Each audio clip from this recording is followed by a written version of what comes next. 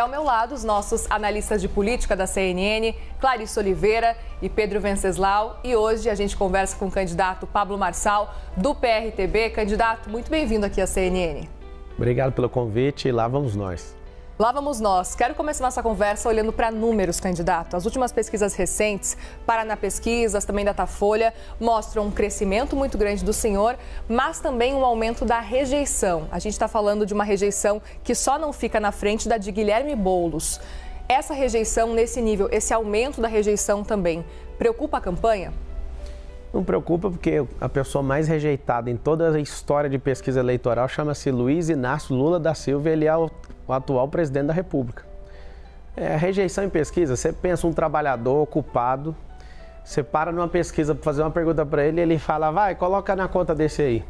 A pesquisa, ela ajuda a nortear as campanhas, eu particularmente não uso, eu gosto de zoar os concorrentes com a pesquisa, eu foco em energia, eu não gasto energia olhando isso. É muito interessante porque a eleição é onda, são 10 candidatos. Se os 10 ficarem achando que vai resolver a vida olhando pesquisa, né? Porque a pesquisa tem alguns... se você acertar o viés com quem está patrocinando e ele fizer a entrevista no final de semana numa favela ou durante a semana, o resultado da pesquisa é diferente. Durante a semana as pessoas estão trabalhando, no final de semana estão descansando, então vai ser diferente o resultado. Você que é eleitor, você tem que saber o seguinte...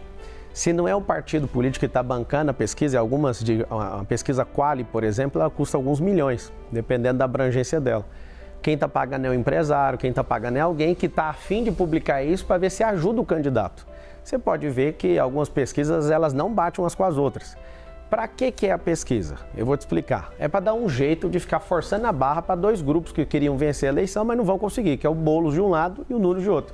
Eu não pus R$1 em pesquisa e não vou colocar um único real, porque eu saio na rua e eu sei o que o povo quer. Então o senhor não comemorou o seu crescimento nas pesquisas? Tanto faz. O que eu quero saber é, não existe candidato falando de mudar a mentalidade do povo de São Paulo. Na verdade, nunca existiu na política brasileira. Nós não vi ninguém dos outros 9 falando de fazer esse povo prosperar.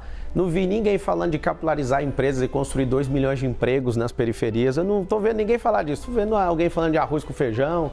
O outro está querendo falar que é impossível fazer tudo. Inclusive, é impossível ele ser prefeito de novo, que ele foi tacado lá dentro.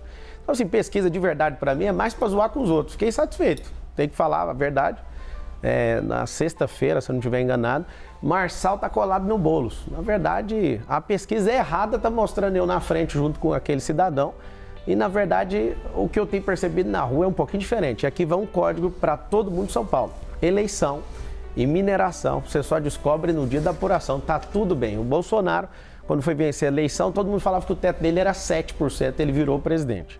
O Lula mais rejeitado da história do Brasil, virou presidente. Isso é a questão de eleição, você consegue virar o jogo a qualquer momento. Uma carteira de trabalho que você mostra para um cara que odeia trabalho, tem alergia de serviço, pode virar o jogo de alguém. Tipo, alguém já perdeu a eleição por causa porque perdeu a cabeça, não teve o controle emocional de ver uma carteira de trabalho e não emocionar.